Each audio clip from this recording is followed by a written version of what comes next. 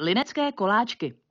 Pokud by se hlasovalo o nejpopulárnější vánoční cukroví, svedly by linecké koláčky těsný souboj s vanilkovými rohlíčky. O vítězi ať si rozhodne každý sám.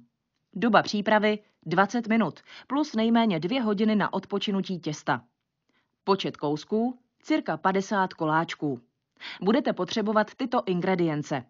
500 g hladké mouky, 250 g másla pokojové teploty, 120 g moučkového cukru, 1 vejce, 1 sáček vanilkového cukru nebo cukr s pravou vanilkou, nastrouhanou kůru z 1 citronu, zavařeninu na slepování, další moučkový cukr na posypání. Nádobí: 1 větší mísa, sítko, vál, váleček, plech na pečení, pečící papír, formičky, tvořítka a nůž. První krok. V míse utřete máslo pokojové teploty s prosátým moučkovým cukrem a vejcem. Tip.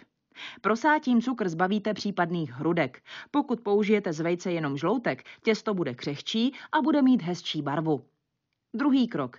Na tuto směs prosíte mouku, krásně ji tím provzdušníte. Přidejte vanilkový cukr a nastrouhanou citronovou kůru. Zpracujte tuší těsto a nechte ho odpočinout v chladu několik hodin, nejlépe však přes noc. Třetí krok. Před válením nechte těsto trochu změknout. Na pomoučeném válu pak vyválejte tenký plát, asi 2 mm silný, a tvořítky vypichujte libovolné tvary. Troubu předehřejte na 200 stupňů, horkovzdušnou na 180 stupňů. Čtvrtý krok.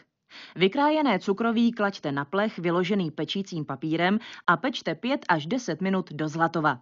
Doba pečení závisí na typu mouky. Pozor, aby se okraje cukroví nepřipálily. Tip. Základní trik je otáčení plechů při pečení, předkem dozadu. Žádná trouba nepeče stejnoměrně a u drobných tvarů je rozdíl v barvě a propečenosti velmi výrazný. Pátý krok. Koláčky slepujte lineckou zavařeninou, případně posypte moučkovým cukrem. Tip. Pokud budete chtít linecké nějak ozvláštnit, můžete je již slepené namočit do rozpuštěné čokolády a posypat barevným cukrářským zdobením. To jistě ocení zejména děti.